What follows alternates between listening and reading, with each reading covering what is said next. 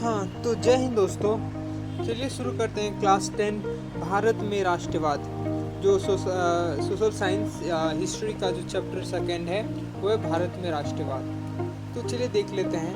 हम mind map शुरू किए हैं, माइंड मैप सीरीज शुरू किए हैं। तो अगर आपको ये वीडियो अच्छा लगेगा, हेल्पफुल लगेगा, जरूर शेयर कीजिएगा, सब्सक्राइब चैनल कर लीजिएगा।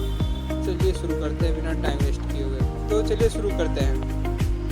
तो यहाँ पे देख सकते हैं पहला पॉइंट जो हमारा है वो है कि 1857 यानी कि 1857 में क्या हुआ था, प्रथम स्वतंत्रता संग्राम हुआ था, जहाँ पे महारानी लक्ष्मीबाई ने और झांसी की रानी और वहाँ पे हमारे बाल गंगाधर तिलक और अन्य सेनानियों ने क्या किया था, पार्टिसिपेट किया था अंग्रेजों के विरुद्ध, यानी कि ब्रिटिशर्स के विरुद्ध यहाँ पे संग्राम हुआ था, युद्ध हुआ था। ठीक है। फिर 1870 की बारी आती है। तो 1870 में क्या हुआ था, बंकिम चंद्र द्वारा वंदे मातरम की रचना की गई थी, यानी कि 1870 में, ये इम्पोर्टेंट है, 1870 में क्या हुआ था, बंकिम चंद्र चट्टोपाध्याय उन्होंने क्या किया था, वंदे मातरम की रचना की थी। और उसके बाद से तीसरा हमारा पॉइंट है जो इम्पोर्टेंट है, 1857 में क्या हुआ था, 1857 में कांग्रेस की स्थापना हुई, यानी कि जो बम्बई था पहले, बम्बई उसको मुंबई में स्थापित जो हुई। और क्या हुआ था कि व्योमेश चंद्र बनर्जी ने कांग्रेस का प्रथम अध्यक्ष बने। यानी कहने का मतलब यहाँ पे ये है कि, कहने का तात्पर्य ये है कि 1857 में कांग्रेस की स्थापना हुई थी। कांग्रेस जो भी हम पार्टी देखते ना, वही उसकी स्थापना हुई थी 1885। ठीक है। और वहाँ पे पहले बम्बई बोलते थे लेकिन अब मुंबई बोलते हैं। तो मुंबई में हुआ था ये स्थापना कांग्रेस का। और यहाँ पे व्योमेश चंद्र बनर्जी जो थे वो प्रथम अध्यक्ष बने थे कांग्रेस के। ठीक है, जो स्थापना हुई थी। तो ठीक है। और उसके बाद से आगे देखते हैं। तो ये हमें स्लाइड ऐसे पढ़ना है जिस प्रकार से हीरो बता रहा है। तो आगे देखते हैं। लॉर्ड कर्जन ने 1905 में बंगाल में विभाजन का प्रस्ताव रखा। ठीक है। जो लॉर्ड कर्जन थे उन्होंने 1905 में बंगाल की विभाजन का प्रस्ताव रखा था। फिर उसके बाद से 1905 में ही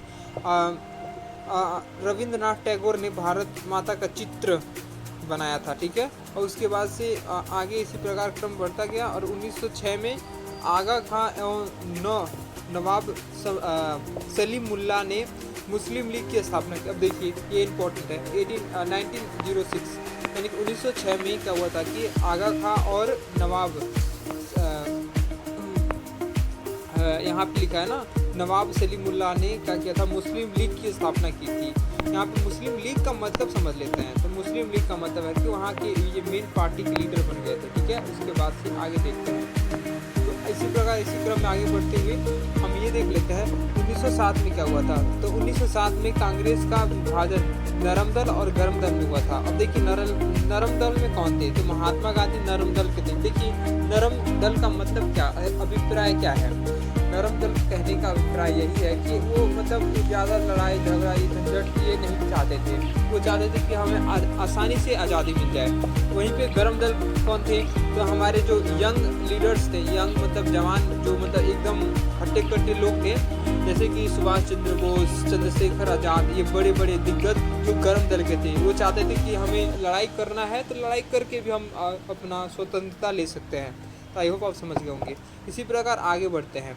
तो आगे हमारा क्या है, इसी प्रकार 1911 में दिल्ली दरबार का आयोजन हुआ था। तो 1911 में दिल्ली दरबार का आयोजन हुआ था। उसके बाद से आगे दिल्ली दरबार में बंगाल विभाजन का प्रस्ताव रद्द कर दिया गया था। यानी कि लॉर्ड कर्जन ने 1905 में प्रस्ताव रखा था ना कि हम क्या करेंगे कि बंगाल को अलग अलग में उसको क्या करेंगे, बिखेर देंगे।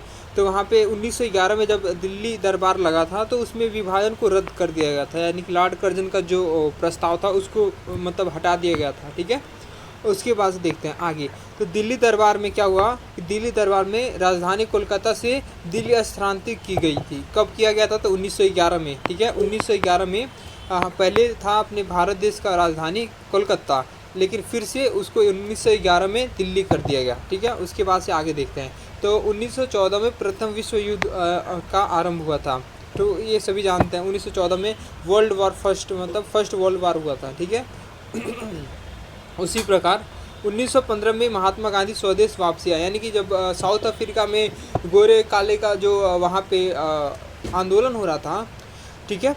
तो वहाँ से क्या हुआ कि वो जब वहाँ पे सब मामला ठीक हो गया तो फिर वहाँ से महात्मा गांधी 1915 में साउथ अफ्रीका से भारत आए थे, ठीक है। उसके बाद से आगे देखते हैं।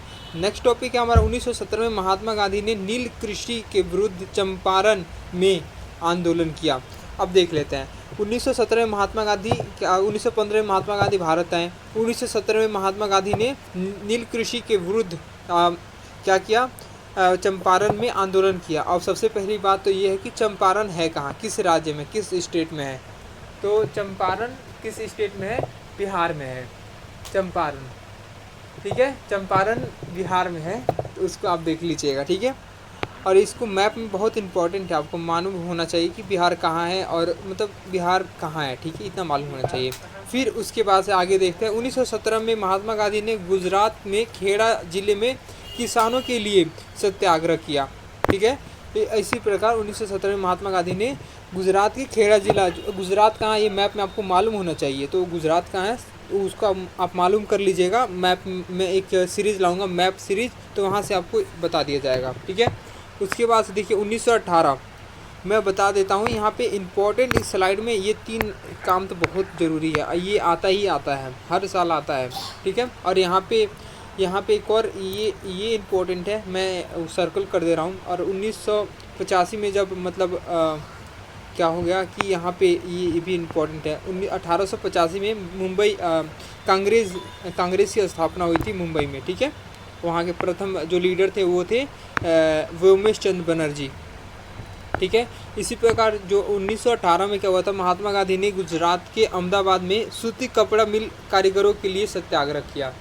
देखिए क्या इम्पोर्टेंट बात, बहुत ही इम्पोर्टेंट बात है कि वहाँ पे क्या हुआ था कि जो वहाँ पे काम करने वाले लोग थे वो क्यों मतलब विरोध कर रहे थे भाई साहब, वहाँ पे बहुत ही ज़्यादा वो दयनीय स्थिति हो गई थी, इसलिए उन्होंने सत्याग्रह का निर्णय किया और महात्मा गांधी ने उसमें अपना सहयोग दिया।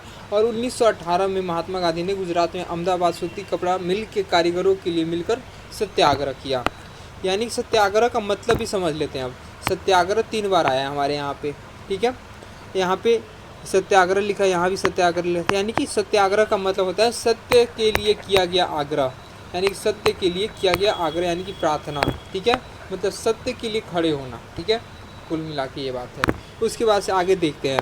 तो फिर 1918 में प्रथम विश्व युद्ध जो था ना 1914 में जब शुरू हुआ था, तो 1918 में समाप्त कर दिया। यहाँ पे स्टार्ट हुआ था 1914 में और 1918 में समाप्त हो गया। फिर यहाँ पे देखिए ब्रिटिश सरकार ने भारतीयों की स्वशासन की मांग को ठुकरा दिया, यानी कि जो ब्रिटिश सरकार थी जो भारत पे शासन कर रहे थे, तो भारतीयों ने कहा कि हम अपना देश चला सकते हैं और फिर हमें मतलब आज़ादी दे दो, मतलब हमें अपने देश के लिए शासन करने के लिए हमें आज़ादी दो। तो मतलब ब्रिटिश सरकार जो थी उस समय, अंग्रेज़ जो थे हमारे देश में, वो ठुकरा दिए प्रस्ताव को। उसके बाद से क्या हुआ कि 1919 में यहाँ पे ब्रिटिश सरकार ने भारतीयों पर 1919 में राल्ट एक्ट जैसा काला कानून ला दिया। अब देख लेते हैं राल्ट एक्ट क्या है, तो उसको हम आगे देख लेंगे अच्छे से। अभी हम इसका माइंड मैप कर रहे हैं, उसके बाद से हम देखेंगे राल्ट एक्ट के बारे में अच्छे से डिफिनीसन समझ लेंगे, आगे हम देखें इसके नीचे है, ठीक है। उसके बाद से देखिए आगे क्या है। फिर 13 अप्रैल 1919 में जलियांवाला बाग हत्याकांड हुई, ठीक है। तो 13 अप्रैल 1919 ये आपको याद होना चाहिए डेट, बहुत ही ज़्यादा बुरा दिन था उस समय 1919 में। 13 अप्रैल 1919 में यहाँ पे क्या हुआ कि जो पंजाब है वहाँ पे क्या हो रहा था कि वहाँ पे हम जो विशेष रूप से जो हमारे सिख भाई होते हैं वो अपना त्यौहार मना रहे थे, ठीक है। और कुछ लोग वहाँ पे तो जो राल्ट एक्ट आया था ना 1919 में ही, तो इस कानून के लिए विरोध कर रहे थे, इस कानून के लिए कुछ विरोध कर रहे थे, कुछ अपने लिए अपना त्यौहार मना रहे थे। कुछ लोग बाज़ार मार्केट आए थे या कुछ मतलब कुछ अन्य काम से आए थे या घूमने आए थे। उनके ऊपर क्या हुआ कि वहाँ पे आके जनरल डायर ने अंधाधुंध गोलियाँ चलवा दी। बात यह है कि वहाँ पे जो मार्केट था ना, उस बाज़ार मंडी में, वहाँ पे जाने का रास्ता सिर्फ एक ही था, ठीक है, और आने का रास्ता भी एक ही था। तो क्या किया कि जो जनरल डायर था वो आया अंदर और यहाँ से चारों ओर अपने आर्मियों को मतलब लगा दिया और गेट को बंद करवा दिया, ठीक है, और उसके बाहर की भी बाउंड्री को बंद करवा लिया। और उसके बाद से अंधाधुंध फायरिंग कर दिया, जिसके कारण हमारे बहुत ही सिख भाई और हमारे हिंदू भाई भी शहीद हो गए, ठीक है। तो ये इसलिए हम बोलते हैं 13 अप्रैल 1919 में जलियांवाला बाग हत्याकांड हुआ। तो आगे बढ़ते हैं। इसी प्रकार 1919 के में ही क्या हुआ कि खिलाफत आंदोलन की शुरुआत मोहम्मद अली और शौकत अली ने किया। यानी कि क्या हुआ कि 1919 में मुसलमानों ने भी उसमें क्या किया कि शुरुआत की, क्योंकि मुसलमानों को भी काफ़ी अधिकार नहीं दिया, मतलब ब्रिटिशर्स ने या अंग्रेज़ों ने। इसलिए क्या किया कि मुसलमानों ने भी अपना एक लीग बना लिया, अपना एक क्या बना लिया, पार्टी बना लिया, और उसके लिए 1919 में खिलाफत आंदोलन शुरू किया। तो महात्मा गांधी ने असहयोग आंदोलन की शुरुआत की थी, और मोहम्मद अली और शौकत अली ने क्या किया था, खिलाफत आंदोलन शुरू किया था। ठीक है, ये याद रखिएगा, आपको क्लियर होना चाहिए कि यहाँ पे मोहम्मद अली ने और शौकत अली ने कौन सा मतलब आंदोलन शुरू किया था, तो खिलाफत आंदोलन। और यहाँ पे महात्मा गांधी ने असहयोग आंदोलन। ठीक है, असहयोग का मतलब क्या होता है ये भी समझ लेते हैं आराम से, प्यार से। तो असहयोग का मतलब है जिसका सहयोग ना करना, सहयोग यानी कि मदद ना करना, किसके विरुद्ध, सरकार के विरुद्ध यहाँ पे। ठीक है, असहयोग आंदोलन।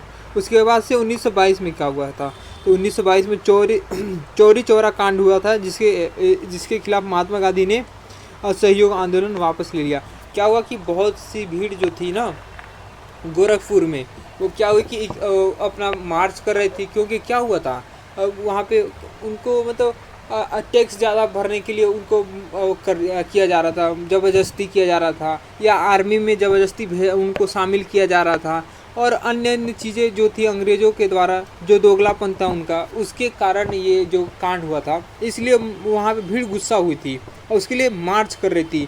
तो क्या हुआ कि कुछ उससे पहले एक और कहानी था कि जो पुलिस थी ना ब्रिटिशर्स की, उन्होंने फायरिंग कर दी थी। वो शांतिपूर्ण जुलूस पर ही फायरिंग कर दी। जुलूस का मतलब ये होता है कि शांतिपूर्ण, मतलब एक हम क्या बोलते हैं, प्रदर्शन करते हैं, उसको ही जुलूस बोल रहे हैं हम। तो एक शांतिपूर्ण एक जुलूस पर क्या किया, पुलिस ने फायरिंग कर दिया, जिसके कारण कई नेता वहाँ पे जो दिग्गज थे वो मतलब मारे गए। इसके कारण क्या हुआ कि चौरी चौरा में क्या हुआ, जो ये गोरखपुर में है, हमारे यूपी में है। तो 1922 में क्या हुआ कि वहाँ पे क्या हुआ कि बहुत से लोग आए इकट्ठा होके, और बस पुलिस वालों की जो वहाँ पे थी ना वो ऑफिस था, उनको ही जला दिया। काफ़ी ब्रिटिशर्स थे जो मतलब अंग्रेजी जो शासक थे, मतलब पुलिस वाले थे, वो जल के मर गए उसी में। इसलिए क्या हुआ कि महात्मा गांधी ने असहयोग आंदोलन वापस ले लिया, यानी कि यहाँ पे महात्मा गांधी पीछे हट गए यहाँ पे। ठीक है, फिर 9 अगस्त 1925 में काकोरी में क्रांतिकारियों ने खजाना ले जा रही ट्रेन को लूट लिया। यानी कि जो हमारे क्रांतिकारी जो लोग थे वो कहते थे कि भाई तुम देश में शासन भी कर रहे हो और सारा हमारा धन भी ले जा रहे हो। इसके लिए क्या किया कि 9 अगस्त 1925 में एक काकोरी में जब काकोरी से ट्रेन जा रही थी, तो वहाँ पे जो ट्रेन में बहुत सारे खजाने थे, यानी सोने, चांदी, तांबा, और मतलब जो भी हम बोल सकते हैं मैग्नीशियम, वो सब थे, और वो हीरा, डायमंड, ये सब भी था। तो क्या हुआ कि वहाँ पे हमारे जो क्रांतिकारी लोग थे, जो हमारे देश प्रेमी भाई बहन थे, उन्होंने क्या किया, उस ट्रेन को ही लूट लिया। तो ये डेट याद रख लीजिएगा। फिर उसके बाद से 1928 में साइमन कमीशन भारत आया, जिसका विरोध करते हुए लाला लाजपत राय की मृत्यु हो गई। तो देखिए 1928 में साइमन कमीशन मतलब कमीशन भारत आया, जिसका विरोध करते हुए लाला लाजपत राय की मृत्यु हो गई। तो अब देखिए ये इम्पोर्टेंट है, जैसे कि ये अब समझ लेते हैं कि साइमन कमीशन है क्या। तो साइमन कमीशन एक ऐसा मतलब संगठन था जिसमें एक भी भारतीय लोग नहीं थे, यानी कि जिस देश में तुम शासन कर रहे हो उस देश के लिए कानून बना रहे हो, वहाँ के कोई मतलब नागरिक ही नहीं है, समझ रहे हो। उस देश का कोई नागरिक ही नहीं है, वो क्या जानेगा उस देश के बारे में। जो अंग्रेज़ थे वो क्या जानेंगे हमारे देश के बारे में। इसलिए साइमन कमीशन मतलब जो आया, उसके विरोध में लाला लाजपत राय की मृत्यु हो गई, तो 1928 में। ठीक है, डेट याद रखिएगा। उसके बाद से 8 अगस्त 1929 यानी हमारे जो भगत सिंह हैं और बटुकेश्वर दत्त हैं, उन असेंबली पर बम फेंक दिया उन्होंने। क्या मतलब, जो हमारे भगत सिंह थे, जो क्रांतिकारी भगत सिंह हैं और बटुकेश्वर दत्त हैं, तो 8 अप्रैल 1929 में क्या हुआ कि वो असेंबली में बम फेंका। जानबूझकर फेंका था, लेकिन बचाकर ही फेंका था, किसी को हानि नहीं हो। बस वो एक देश प्रेम की भावना के लिए वो बस अंग्रेज़ों के जो वहाँ के जो रूलर थे उनके उनको थोड़ा खौफ दिलाना चाहते थे, इसीलिए फेंका था, ठीक है। फिर 12 मार्च 1930 में महात्मा गांधी ने जो हमारी साबरमती से दांडी मार्च यात्रा शुरू की थी। और ये देख लीजिए, अब दांडी मार्च यात्रा कब शुरू हुई थी और किसने की थी, तो दांडी मार्च यात्रा महात्मा गांधी ने शुरू की थी। और 12 मार्च ये डेट बहुत इम्पोर्टेंट है, 1930, ये यहाँ पे याद रखिएगा। 12 मार्च 1930 में साबरमती से दांडी मार्च यात्रा शुरू हुई थी। अब देखिए यहाँ पे, अब समझ लेते हैं कि हमने दांडी मार्च यात्रा शुरू क्यों की। तो कोई भी चीज़ होता है उसका कारण होता है, तो इसका कारण क्या था, तो जो हमारा ये है ना दांडी मार्च यात्रा, ये इसलिए शुरू हुई थी क्योंकि जो सबके लिए समान जो सबके लिए समान होता है वो होता है नमक। नमक पे क्या हुआ था कि उन्होंने टैक्स बढ़ा दिया था बहुत ज़्यादा, और नमक होता है गरीब अमीर सभी लोग खाते हैं, और उसके लिए क्या हुआ कि लोग परेशान हो गए। इसलिए महात्मा गांधी नाराज़ हो गए ब्रिटिशर से, यानी कि अंग्रेजी सरकार से नाराज़ हो गए, और क्या हुआ कि उन्होंने ये यात्रा शुरू कर दी, उसका नाम पड़ गया दांडी मार्च यात्रा, ठीक है। आगे बढ़ते हैं। इसी प्रकार से आगे लिखा है कि 6 अप्रैल 1930 को दांडी पहुँचकर, देखिए यहाँ पे साबरमती से शुरू किया था और दांडी तक यहाँ पे इन्होंने गया था, ठीक है, इन्होंने मतलब ये गए थे, ठीक है। और यहाँ पे डेट याद रखिएगा, 12 मार्च 1930 में ये शुरू हुआ था दांडी मार्च यात्रा, और 6 अप्रैल, ठीक है, तो 6 अप्रैल तक यहाँ पे ये दांडी मार्च यात्रा शुरू मतलब चला था, ठीक है। फिर वहाँ पे जाके महात्मा गांधी ने क्या किया कि वहाँ पे पानी, जो वहाँ पे समुद्र था, वहाँ से पानी को हीट किया। हम इवापोरेशन पढ़े ही हैं, ठीक है, हमारा जो साइंस है उसमें पढ़ा है ना इवापोरेशन, तो इवापोरेट हो गया, तो वहाँ से नमक बन गया। नमक बनाए, वहाँ पे लोगों ने क्या किया, अपना कपड़ा जलाया। इससे क्या हुआ कि वहाँ पे अंग्रेज़ों की जल गई, और वहाँ पे अंग्रेज़ों की जल गई का मतलब ये है कि वहाँ पे उनका विरोध किया गया एक प्रकार से, ठीक है। तो सविनय अवज्ञा आंदोलन की शुरुआत वहाँ से कहाँ से की गई थी, तो यहाँ पे दांडी मार्च यात्रा जहाँ ख़त्म हुई थी 6 अप्रैल 1930 में, तो वहाँ पे जो महात्मा गांधी हैं, तो वहाँ पे इस कानून को तोड़ा था, क्योंकि अंग्रेज़ों ने कहा था कि कोई भी नमक नहीं बना सकता है, और उनका कानून तोड़ दिया, और फिर वहाँ से सविनय अवज्ञा आंदोलन का शुरुआत हो गया। चलिए आगे बढ़ते हैं। अब आगे देखते हैं यहाँ पे क्या है कि 1930 में जो डॉक्टर अंबेडकर थे, वो अनुसूचित जातियों को दलित वर्ग, यानी कि दलित वर्ग के लोग थे, जो एसोसिएशन का गठन किया था। मतलब देखिए, कुल मिला के बात यह है कि 1930 में पहले लोग क्या करते, बड़ा छोटा छुआछूत ये सब मानते थे, ठीक है, जो कि बिल्कुल गलत है, ठीक है, ये बिल्कुल गलत है। तो जो डॉक्टर भीमराव अम्बेडकर जो थे, वो क्या किया था कि अनुसूचित जातियों के लिए एक असेंबली बनाया था, उसका एक गठन किया था, तो वो 1930 में, ठीक है, वो डेट याद रखिएगा आप, बस इतना इम्पोर्टेंट है। अब देखिए, और 23 मार्च 1931 में भगत सिंह और सुखदेव और राजगुरु को फांसी दे दी गई। तो यहाँ बहुत ही ज़्यादा देश का दुर्भाग्य था। क्या हुआ कि भगत सिंह, राजगुरु और यहाँ पे सुखदेव 23 मार्च 1930 को क्या किया गया, इन तीनों दिग्गज हमारे जो देश प्रेमी मतलब भक्त थे, उनको फांसी दे दिया गया अंग्रेज़ों के द्वारा, गोरों के द्वारा, ठीक है। अब देखिए आगे बढ़ते हैं। 1931 में जो गांधी थे, वो इरविन समझौता व सविनय अवज्ञा आंदोलन को वापस लिया। यानी कि 1931 में क्या किया, महात्मा गांधी ने क्या किया, गांधी जी ने इरविन समझौता किया था। इरविन समझौता हुआ था, अभी हम आगे पढ़ेंगे, इसको आपने पढ़ा भी होगा, इरविन समझौता क्या है। और सविनय अवज्ञा आंदोलन तो अभी हमने बताया, सविनय अवज्ञा आंदोलन का शुरुआत यहाँ पे हुआ था 6 अप्रैल 1930 में, जब नमक कानून को तोड़ा गया था, और फिर यहाँ पे महात्मा गांधी ने 1931 में ले लिया वापस, ठीक है। आगे बढ़ते हैं। फिर 1931 में क्या हुआ कि महात्मा गांधी ने द्वितीय गोलमेज सम्मेलन में भाग लिया, और फिर क्या हुआ, परंतु उनमें उनको कोई भी सफलता हासिल नहीं हुई, मतलब अपेक्षाकृत सफलता हासिल नहीं हुई। उन्होंने कई 11 मांगे पूरी मतलब मांगा था इरविन से, लेकिन वो बिल्कुल उसमें से कोई भी नहीं माने अंग्रेज। नमक पे टैक्स मत लो, मतलब कम लो, बहुत ही ऐसी काफ़ी चीज़ें थी, तो अंग्रेज़ों ने नहीं माना, स्वीकार नहीं किया। अब देखते हैं आगे यही बात चलता गया, फिर आगे समय बदलता है। अब देखिए क्या होता है। 1932 में महात्मा गांधी और अंबेडकर के मध्य पूना पैक्ट हुआ। अब देखिए पूना पैक्ट क्या है।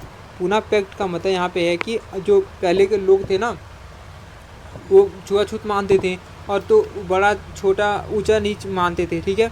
तो क्या हुआ कि यहाँ पे जो अम्बेडकर थे 1930 में पहले से ही उन्होंने एक एसोसिएशन बना लिया था अनुसूचित जातियों का, ठीक है, संगठन बना लिया था। फिर से क्या हुआ कि महात्मा जो अम्बेडकर थे वो कह रहे थे कि हमें एक अलग राज्य दे दो, हम अलग देश बनाएंगे, हम अलग एक मतलब अनुसूचित जातियों के लिए एक अलग ही देश बना लेंगे, अलग राज्य ही बना लेंगे।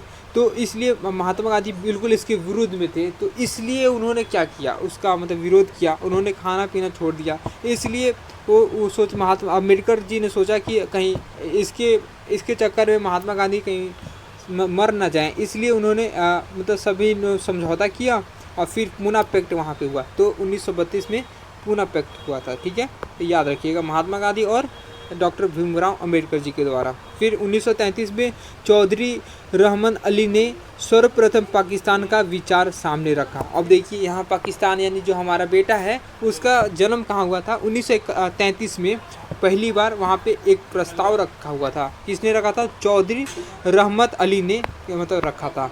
अब चलिए आगे बढ़ते हैं, बस थोड़ा सा और बचा है, अभी हम थोड़ा सा जो छोड़े ऊपर उसका थोड़ा सा विस्तार रूप में समझ लेंगे, उसके बाद से हम वीडियो को क्लोज कर देंगे। अगर आपको और वीडियो इस तरह चाहिए तो ज़रूर चैनल को सब्सक्राइब कर रखिएगा, क्योंकि ये ऐसे ही वीडियो बनाता रहूँगा, आप सबके सामने लाता रहूँगा। इसी प्रकार आगे लिखा 1935 में भारत शासन अधिनियम पारित हुआ, वह प्रांतीय सरकार का गठन हुआ। उसी प्रकार आगे देखिए 1939 में यानी कि 1939 में द्वितीय विश्व युद्ध आरंभ हो गया था। देखिए 1914 में वो प्रथम विश्व युद्ध हुआ, 1914 में हुआ था, 1942 तक ख़त्म हुआ, फिर 1918 तक ख़त्म हुआ और फिर से 1939 यानी कि 1939 में द्वितीय विश्व युद्ध शुरू हो गया, ठीक है। ये सब पूछता नहीं है, लेकिन फिर भी आप जीके के लिए याद करना पड़ेगा। फिर से 1940 में जो मुस्लिम लीग जो लाहौर अधिवेशन पाकिस्तान की मांग का जो संकल्प था वो पास हो गया था, यानी 1933 में इसका संकल्प रखा था रहमत अली ने। फिर चौधरी रहमत अली, शायद यही नाम था इनका, यहाँ पे 1934 चौधरी रहमत अली ने रखा था 1933 में। फिर क्या हुआ कि 1940 में इसका पास ही हो गया बिल कि भाई ले जाओ, हमारे ही बेटा रहोगे लेकिन तुम ले जाओ एक देश, ठीक है। तो भारत पाकिस्तान को अलग कर दिया गया। और फिर 1942 में क्या हुआ कि भारत छोड़ो आंदोलन की शुरुआत गांधी जी ने मतलब की थी, ठीक है, करो या मरो का नारा भी दिया था। देखो यहाँ पे एक बात अच्छे से समझ लेना है कि 1942 में भारत छोड़ो आंदोलन की शुरुआत वह गांधी जी ने करो या मरो का नारा दिया था। बात ये एक छोटी सी बॉक्स में ही दिया है, लेकिन ये बहुत बड़ी बात है। यहाँ पे बात ये है कि 1942 डेट याद रखना पड़ेगा आपको, 1942। उसके साथ ही आपको याद रखना पड़ेगा महात्मा गांधी ने कौन सा नारा दिया था, तो ये आपको याद करना पड़ेगा। 2 नंबर का यहाँ से क्वेश्चन उठ सकता है। यहाँ पे देखिए आगे 1945 में अमेरिका ने जापान पर परमाणु बम का हमला कर दिया और द्वितीय विश्व युद्ध समाप्त हो गया। अब देखिए पहला विश्व युद्ध 1914, सॉरी मैं अच्छे से लिख देता हूँ, अच्छे से 1914 प्रथम विश्व युद्ध, ये जीके के लिए 1918 में ख़त्म हुआ, 1939 में 1949 में शुरू हुआ द्वितीय विश्व युद्ध और 1945 में परमाणु बम ही गिरा दिया जापान पे, हिरोशिमा और नागासाकी एक उनका जो भी राज्य होगा वहाँ पे भाई साहब परमाणु बम गिरा दिया, जिससे द्वितीय विश्व युद्ध समाप्त हो गया, सेकेंड वर्ल्ड वार समाप्त हो गया। अब देखिए 1946 की बात आते हैं। तो 1946 में कैबिनेट मिशन संविधान सभा के लिए प्रस्ताव के साथ भारत आया, ठीक है। अब यहाँ पे कुछ इम्पोर्टेंट जो हमें लगता है कि इसको याद करना चाहिए आपको, वो बता देते हैं, हम बता ही देते हैं।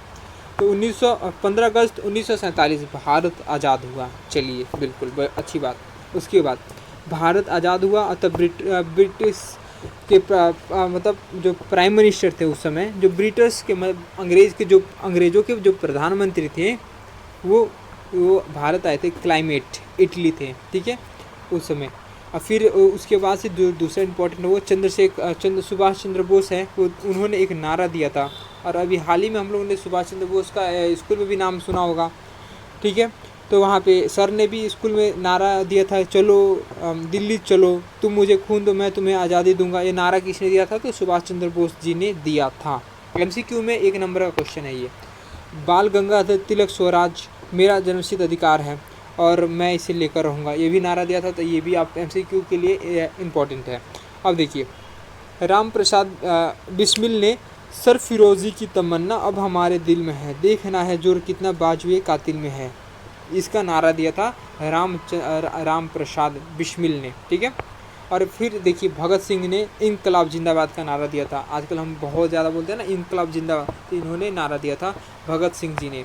चलिए देखते हैं आगे। अभी हम लोगों ने थोड़ा थोड़ा जो बात किया था माइंड मैप, इधर जो बोला था अभी हम अभी अब बात आपसे करेंगे। इधर काफ़ी चीज़ें जो बताया था ना कि कुछ अभी आगे बताऊंगा। इनमें से मैं हाईलाइट ही कर देता हूँ। इनमें से जो भी अब इसको देखिए हम आगे भी अच्छे से कंटिन्यू करेंगे और इसको समझने का प्रयास करेंगे। अब देखिए अब समझते हैं बहुत ही इम्पोर्टेंट बात, अब ये समझने वाली बातें हैं।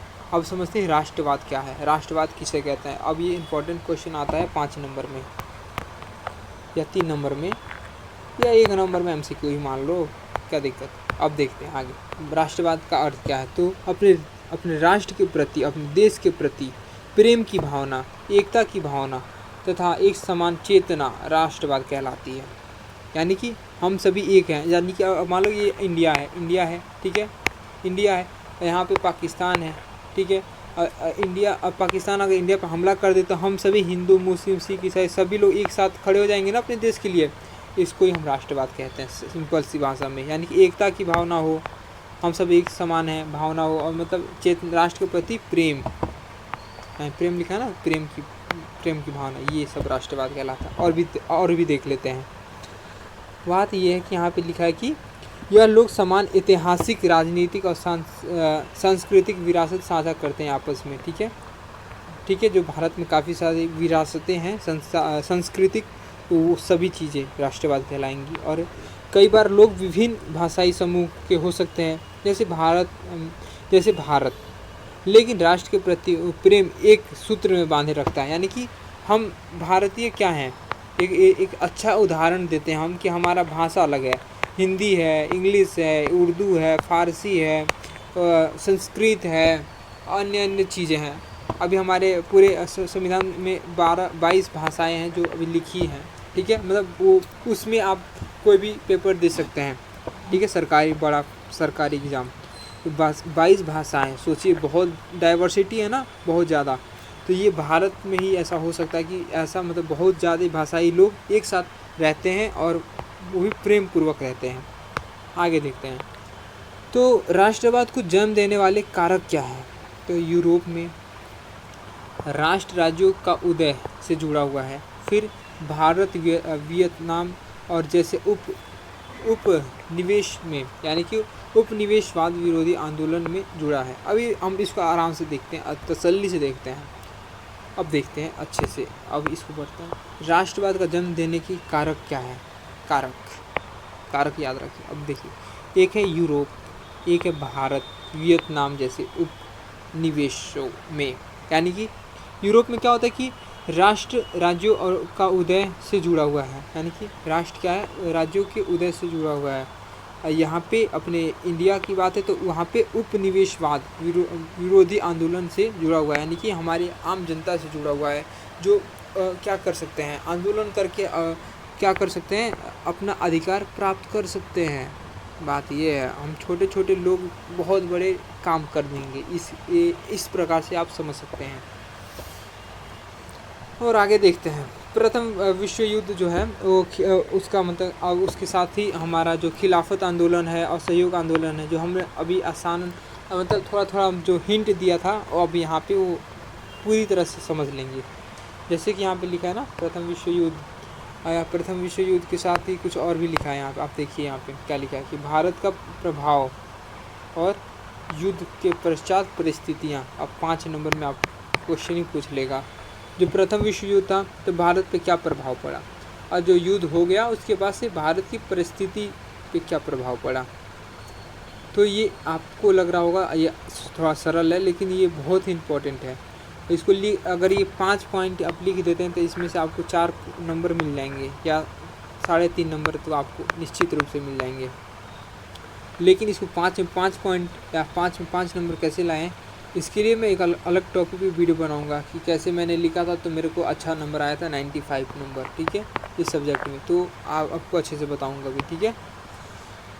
तो इसके लिए मैं अलग वीडियो बना लूँगा, लेकिन अभी इसको शुरू करते हैं, कंटिन्यू करते हैं। तो पहला पॉइंट ये है कि एक नई आर्थिक और राजनीतिक स्थिति का जन्म हुआ था जब युद्ध होता है। तो उसके बाद से रक्षा बजट में भारी बढ़ोतरी होती है, क्योंकि युद्ध हो रहा है यार, और भरपाई होता है वो कर्जा लेकर होता है, और कारों में वृद्धि हो जाती है। ठीक है, और उसके साथ ही आगे देखते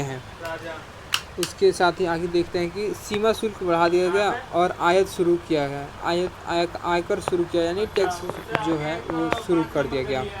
उसके साथ ही आगे देखिए आगे क्या है, और यहाँ पे आगे देखिए क्या लिखा कि ब्रिटिश सेना के लिए सिपाहियों के लिए जबरन भर्ती किया गया था। ये हमारा क्या है, ये हमारा परिस्थितियाँ हैं। ठीक है, फिर क्या हुआ कि फसल नष्ट हो गए थे और उसकी वजह से खाद्यान्न में भारी कमी आ गई थी, यानी कि जो हमारे भंडार होते हैं, जो अन्न का भंडार होता है उसमें एक भारी कमी हो गई थी। ठीक है, फसल नष्ट हो गए थे इसके कारण। आगे देखते हैं, अब देखते हैं यहाँ पे फ्लू की महामारी और अकाल की वजह से लाखों लोगों की मृत्यु हो गई थी। फ्लू की महामारी उसी समय फैल गई थी पूरे भारत में। ठीक है, और आगे देखते हैं इसी प्रकार। अब देखते हैं सत्याग्रह का अर्थ क्या है। तो सत्याग्रह मैंने पहले ही बताया था कि यह सत्य और अहिंसा पर आधारित इस प्रकार का जन आंदोलन है जो करने के लिए एक रास्ता प्रदान करता है, यानी किसी को बिना नुकसान पहुंचाए। सत्याग्रह का मुख्य बिंदु यह है कि अगर इसका उद्देश्य सच्चा है, यदि आपका संघर्ष अन्याय के खिलाफ है, तो उत्पीड़क लड़ने के लिए किसी शारीरिक बल की आवश्यकता नहीं है। ये किसने कहा था बाबू? तो ये कहा था महात्मा गांधी ने। ये महात्मा गांधी जी ने कहा था। ये क्वेश्चन आया था बोर्ड एग्जाम में। ठीक है, इसको याद रखिएगा। और इस पे ये क्वेश्चन आया था कि जो ये महात्मा गांधी जी ने कहा है, ये किस पर्सपेक्टिव में कहा है और आप इसे क्या समझते हैं, और आप इसको तर्कसंगत उत्तर दीजिए। इस प्रकार से क्वेश्चन पूछ सकता है, या आया भी है और आएगा भी आगे। अब देखते हैं आगे। सत्याग्रही केवल अहिंसा के सहारे बिना किसी प्रतिशोध की भावना, या आगे लिखा है कि आक्रामकता का सहारा लिए बिना सफल हो सकता है। अब देखते हैं आगे। जो उत्पीड़क है वो क्या करेगा, चेतना को झकझोर उसे सच्चाई को स्वीकार करने तथा दमन करने का अंत करने के लिए प्रेरित किया जा सकता है। यानी कि जो हमें परेशान करने वाला है, जैसे एग्जाम्पल समझ लेते हैं। यहाँ पे मैं हूँ, यहाँ पे कोई गोरा लोग, मतलब कोई गोरा आर्मी है या गोरा सरकार का कोई भी एक अधिकारी है। मैं क्या कहूँगा, मैं कहूँगा कि मैं किसी को भी मैं लड़ाई करना नहीं चाहता हूँ, बस मुझे आज़ादी दे दो। तो ये कहेगा मैं क्यों आज़ादी दूँ, मैं तुमसे फ़ायदा लूँगा। बात यह है कि फिर ये आंदोलन नहीं करेगा, सिर्फ अपना सत्य के लिए, मतलब बस आंदोलन करेगा शांतिपूर्ण। फिर ये इसको मारेगा, ठीक है, इसको मारेगा, लेकिन ये क्या करेगा, कोई भी रिएक्ट नहीं करेगा। यानी एक थप्पड़ पे मार दिया, मतलब सॉरी, ये एक थप्पड़ पे इसको मार दिया, लेकिन ये इसको एक थप्पड़ नहीं मारेगा, ये नहीं मारेगा। इसलिए हम बोलते हैं बिना किसी मतलब उसके आंदोलन के। ठीक है, अब देखते हैं आगे। महात्मा गांधी द्वारा भारत के लिए किए गए सत्याग्रह के आरंभिक प्रयोग, यानी कि पहला हुआ था चंपारण, जो कि मैंने पहले बताया था आपको, बिहार में है। और 1917 में दमनकारी बागान आंदोलन व्यवस्था के खिलाफ नील कृषि के खेतों में होने वाले किसानों को प्रेरित किया। उसके खिलाफ उन्होंने आंदोलन किया था, सत्याग्रह किया था। तो 1917 डेट याद रखिएगा, चंपारण याद रखिएगा, ये कहाँ है, बिहार में है, वो मैप याद रखिएगा। ठीक है, और ये नील कृषि का जो मतलब जो विरोध हुआ था, वहाँ पे ये है कि टैक्स ज़्यादा ले रहे थे ससुर। वहाँ पे क्या हुआ था कि वहाँ पे फसल नहीं उग सकता था, क्योंकि जहाँ पे नील कृषि एक बार हो जाता है तो वहाँ की मिट्टी जो है वो उर्वरक नहीं होती है, वो पूरी तरह से नष्ट हो जाती है। अब भाई उस पर कृषि करोगे तो उगेगा नहीं तो टैक्स कहाँ से देगा, उसके ससुर जी थोड़ी दे देंगे अंग्रेज़ों के। तो बात ये है कि फिर इन्होंने मांग भी किया था कि हमें जो अंग्रेज़ है उस पर ढिलाई दें, मतलब थोड़ा सा उस पर छूट दे टैक्स पे, और उसके लिए कुछ ये बोनस दें अंग्रेज़। लेकिन क्या हुआ कि जो कृषि हमारे जो किसान थे उनको कुछ नहीं मिला, और उन्होंने मतलब इसलिए सत्याग्रह किया महात्मा गांधी जी। आगे देखते हैं अगला। 1917 में खेड़ा गुजरात किसानों को जो कर में उसको छूट दिलवाने के लिए संघर्ष यानी समर्थन किया। तो 1917 में खेड़ा गुजरात में, जो गुजरात कहाँ है तो आपको याद रखना पड़ेगा, और खेड़ा मतलब उसी में है, गुजरात में ही है, तो वो याद करना पड़ेगा और डेट याद करना पड़ेगा 1917। ठीक है। और किसके लिए विरोध किया गया था, तो छूट के लिए। किस छूट के लिए, जो दीवान थे, दिलवान, जो छूट दिलवाने के लिए उन्होंने आंदोलन किया था, टैक्स पे आंदोलन, मतलब टैक्स को कम करवाने के लिए। अब आगे देखते हैं। अहमदाबाद जो है गुजरात में ही है, और इसको टैक्स डेट याद रखिएगा 1918, और यहाँ पे गुजरात और ये अहमदाबाद। अब देखते हैं आगे इसमें क्या है। इसमें कपड़ा कारखाने के काम करने वाले मजदूरों के समर्थन में, जो मजदूर थे यानी कि जो कारीगर थे, उनके समर्थन में क्या किया था, महात्मा गांधी ने सत्याग्रह आंदोलन किया था। अब देखते हैं आगे। इसके साथ ही आगे देख लेते हैं, इसके साथ ही आगे देख लेते हैं। तो ये आपके लिए इम्पोर्टेंट रहेगा। आप देखते हैं यहाँ पे राल्ट एक्ट क्या है, 1919 क्या है, इसको आप ये उसको आप स्क्रीनशॉट ले लीजिएगा, फिर ये आपको याद करना पड़ेगा। उसके साथ ही आप इसको स्क्रीनशॉट लेकर आप इसको एक बार रीडिंग करना पड़ेगा। ठीक है।